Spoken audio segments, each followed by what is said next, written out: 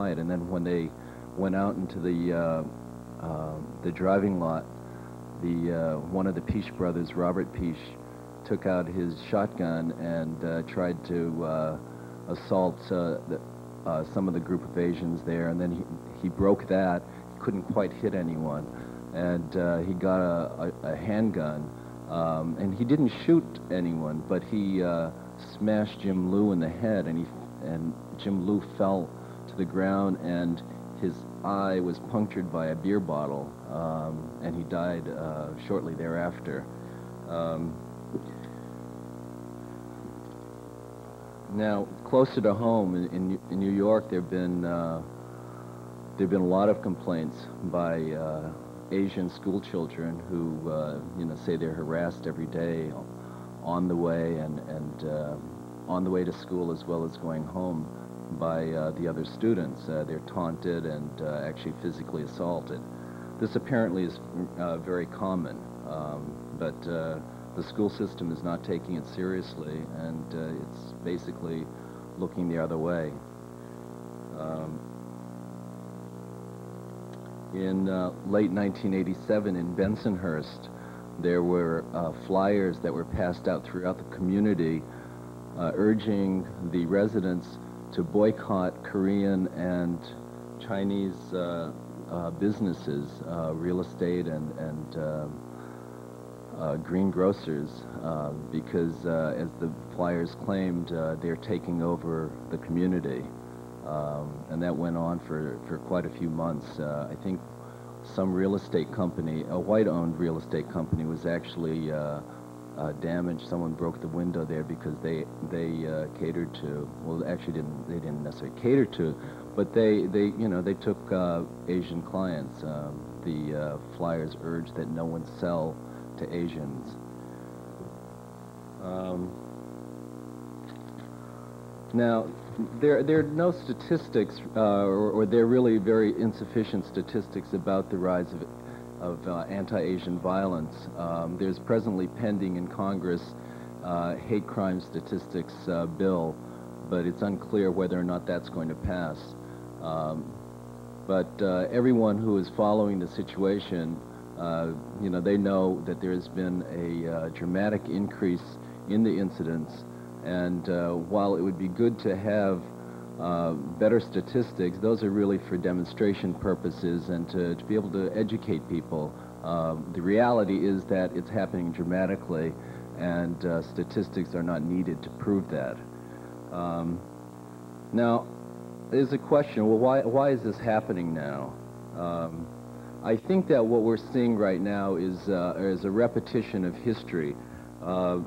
In the mid-1980s, Chinese, there really were almost no Asians in this country, and the first influx came during the gold rush in California. Business people and government sent out flyers to China to urge workers to come to this country because there was a real shortage. Because of the boom, there was a big increase in business and a real need for labor in California. So as a result, a lot of Chinese workers came over and did basically the menial work. Initially, they were welcomed with open arms here. The media used such adjectives as honest and hardworking, intelligent. But as the gold rush petered out, there became increasing tension, and there was competition between the Asians and the white miners there. And as that occurred, naturally there were tensions, but also the government and the media really played on those tensions, and the adjectives that were used to describe Chinese workers changed to crafty and evil and dishonest, and there came to be a great sentiment because of the coverage and because of the government, because of the government's attitude, and anti-Asian sentiment grew very quickly. State after state in the late 1800s and early 1900s passed anti-Asian laws against Chinese, Japanese, Filipinos. National laws were passed to forbid the immigration of these nationalities. And it wasn't until 1965 that the immigration laws were arguably made fair to Asians. The restrictions were lifted. So anyway, during the times of economic downturn, and also during adversity, like in World War II, there is great sentiment against Asians, which is whipped up by the press and by the government. During World War II, the Japanese were the only ones who were incarcerated, whereas the Germans and the Italians, there was never an issue as to whether or not they posed a national security threat. Anyway, after World War II, as the economic times got better, the attitude towards Asians began to change as well. By the early 70s, the myth of Asians as the model minority grew. It was played up a lot by the press, and during the 70s and early 80s, it held sway in this country. It was, of course, just like any other stereotype. It's just that, a stereotype. And it's used to simplify things, and I think increasingly, as things become more difficult, it's used to drive wedges between groups.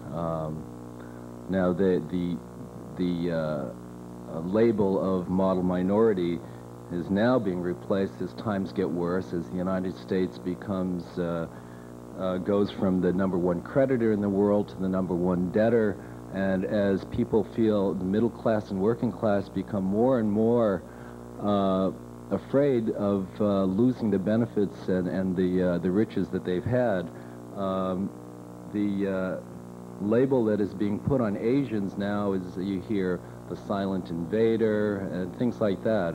Much of the focus being on Japan's success and Japan being the #1 enemy now, apparently replacing Russia. You know, I think that we all have to see that there's going to be a dramatic increase, continuing increase in violence against Asians. But it's not just Asians. The rise in violence against Asians runs with the rise in violence against blacks, Hispanics, and Jews. Also against gays. I mean, any group that can be seen as vulnerable and picked on.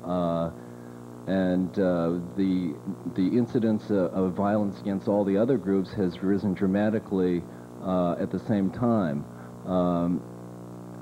And I think that what people have to focus on, or one very important aspect, is that differences are very often an illusion, and those who would like to see us fighting each other make distinctions like the model minority, and on the other hand, the silent invader. They play up on those kinds of things. On the one hand, saying to one minority group, well, you can succeed, and looking at the other groups and saying, well, one minority group can succeed, well, why can't you? There's something wrong.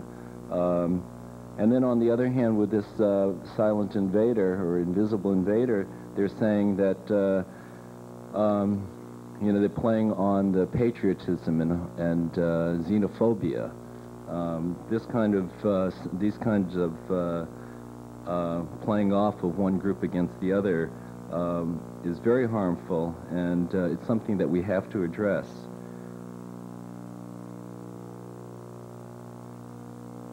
I think I'd like to stop now and just entertain some questions or comments. Yes.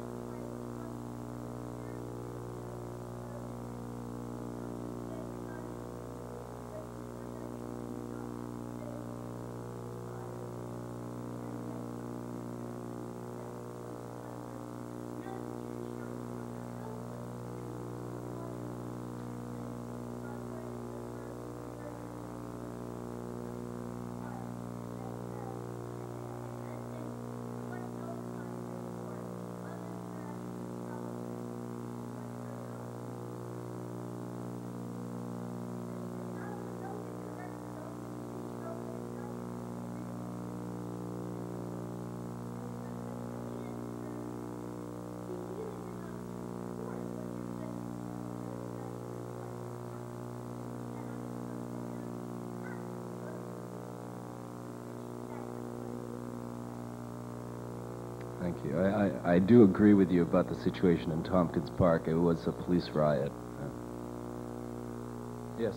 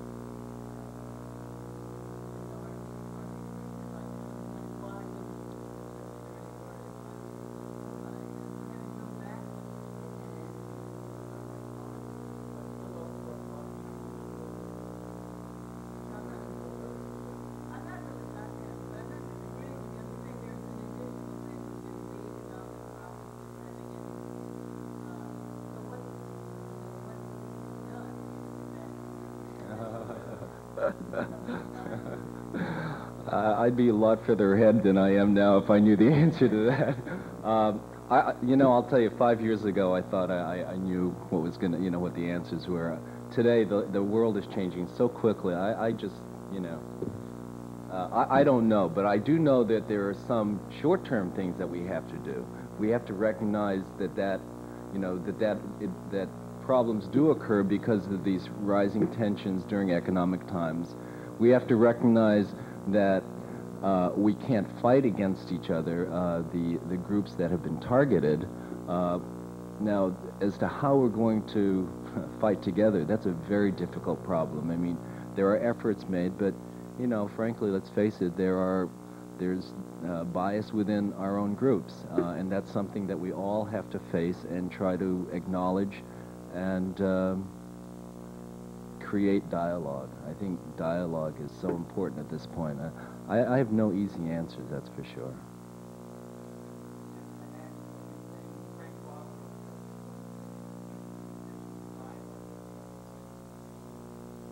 I agree. That's very important. Yes. Yes.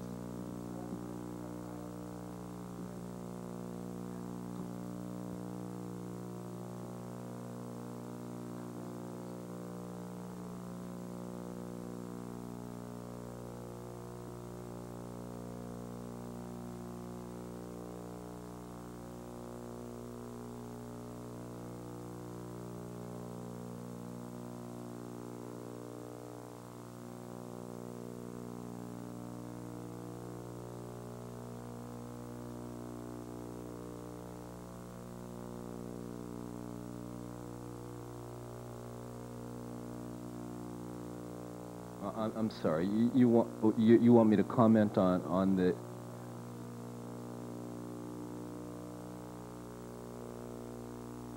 But with respect to what? The immigration problem?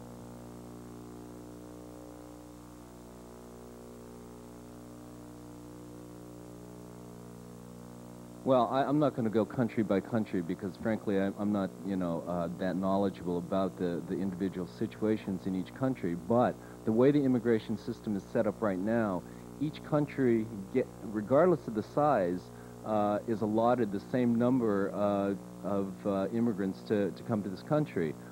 So you have a small country like, let's say,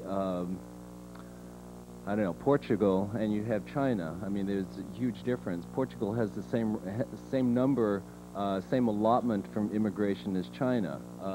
In some ways, that's fair. I mean, each country gets the same number, but in some ways, it's clearly not.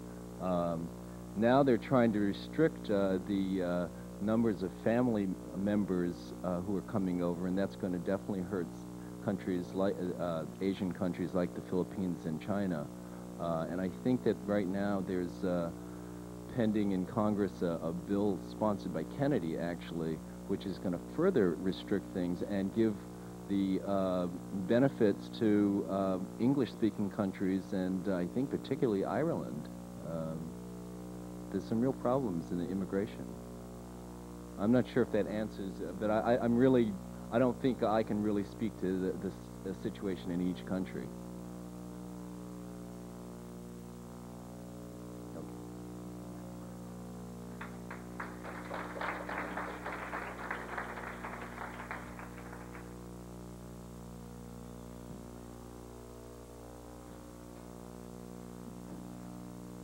That just about wraps it up for us today.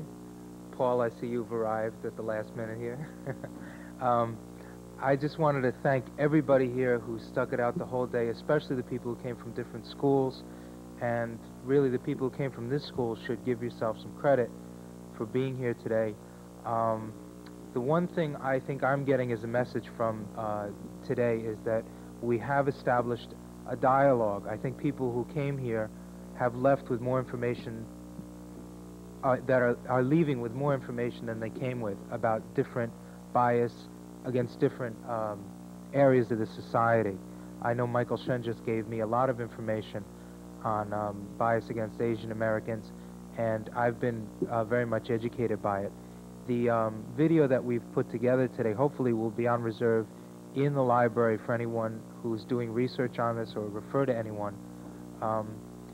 If you are right now in yeshiva and you're a 1L or a 2L, I urge you to put yourself in for nomination for an SBA senator, because the SBA helped to fund this along with some other student organizations. I'm running again as an SBA senator. We have the treasurer here, Howard Berglass, from the SBA, and I'm pretty embarrassed that the rest of my SBA senators didn't arrive here. I don't remember seeing any of them today. And I would just like to urge you to do that, to be active in the student government. Once again, thank you for coming today.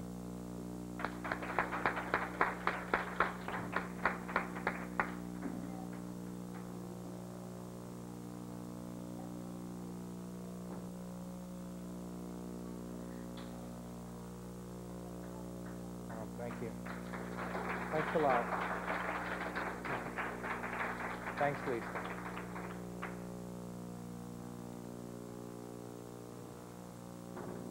Hey, Rob.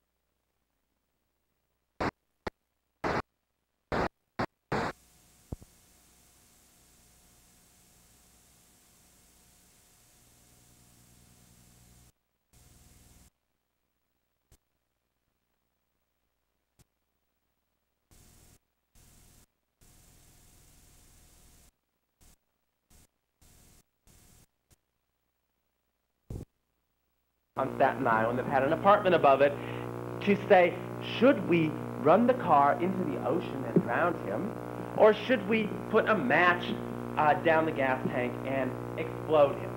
Well, these two guys wanted to drown him, and the other two guys wanted to set him on fire, and they had this loud argument across the car about how they're going to do it. Well, an old lady up in the upstairs apartment heard them called the police and said, I really think this is a crazy call, but, and the police arrived. The man lives, significant brain damage, and guess what? Is scared to death to go before the jury to prosecute this case fully because he doesn't want anyone to know that he was gay and that he was in South Beach parking lot looking for sex. And the men get off with robbery and serve a couple of years, and they come out this year and they do this again. Anyway, thugs, evil, icky people. The victim, a Vietnam veteran who comes home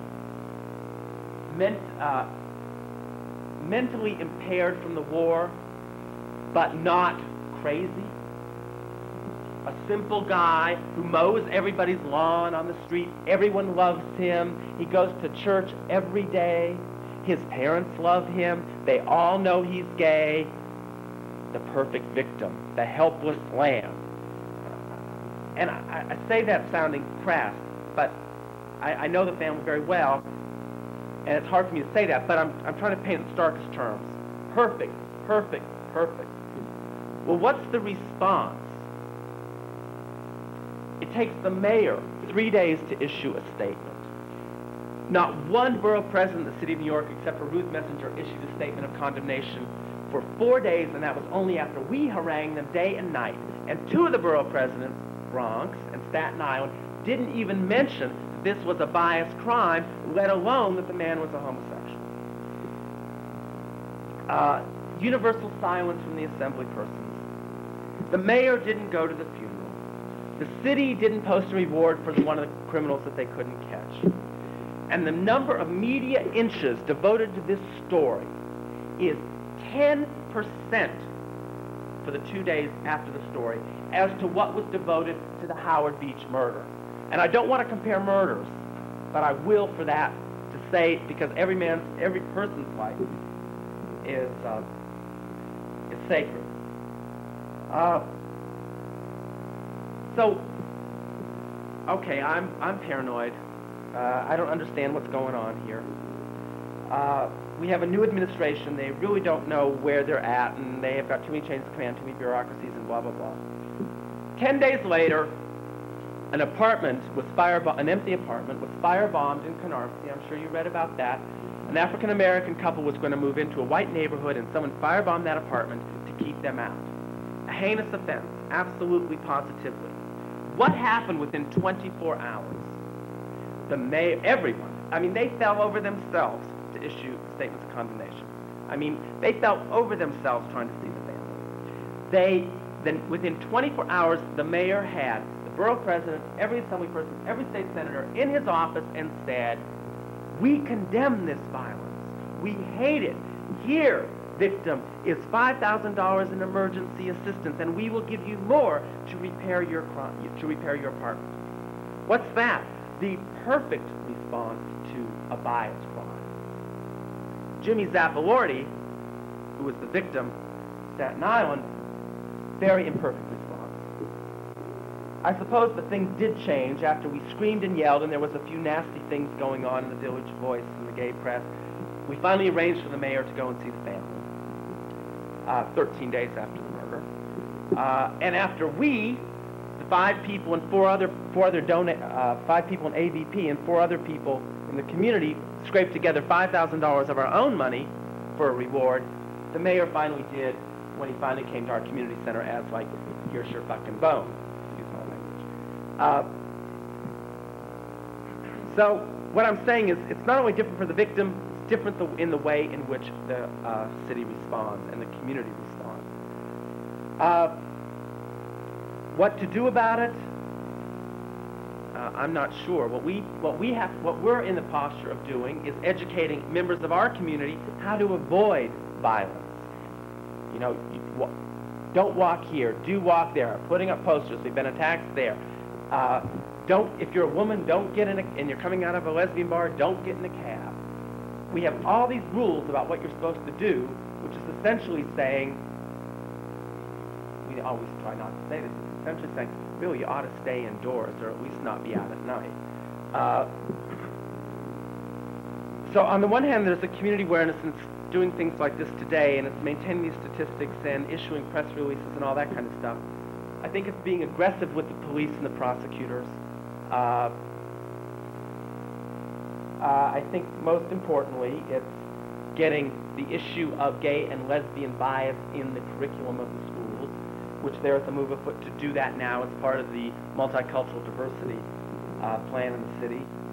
And there is the bias bill, which is 2 versions are now pending. You'll hear more about that today.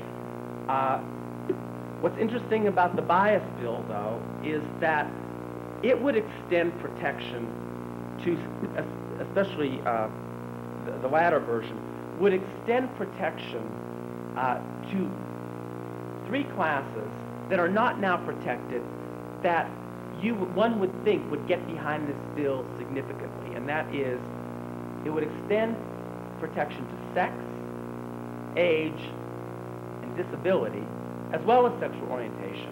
And those things are not now covered under the aggravated harassment statute. We all know crimes against women, particularly, or crimes motivated by sex, are rampant.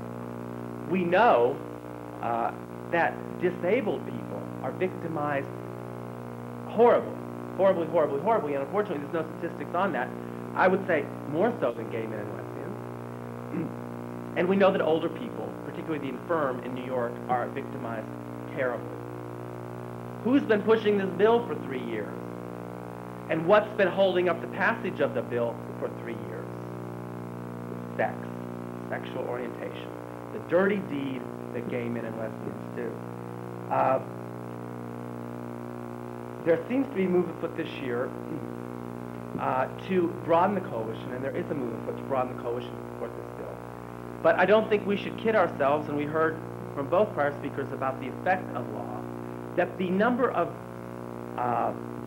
people that we are going to get an extended term on, or they're going to be in prison longer on account of convictions under either bill, is a pitiful handful. And the number of days that people will serve longer is going to be a pitiful number as well. And so what it is, in my opinion, although I feel very strongly about this, is it is a symbolic bill. Very important to send that symbol that sexual orientation, crimes against people on account of sexual orientation, are as offensive as crimes committed on account of other factors, sort of traditional factors. Although I think that's critical and important symbolic message, we should not lose the fact that it is largely symbolic, and that, well, we as gay men and lesbians have devoted our energy to that bill.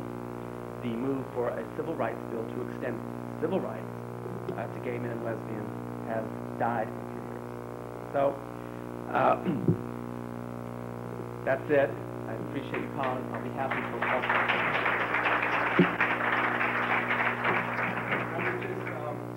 In the interest of time, I'd like to thank Matt Foreman, but if you have questions for Matt, I hope you're going to be around for a little while longer. I think you have 2 minutes. 2 minutes. Maybe you could ask him. We have a very important speaker coming up. Thank you very much, Matt.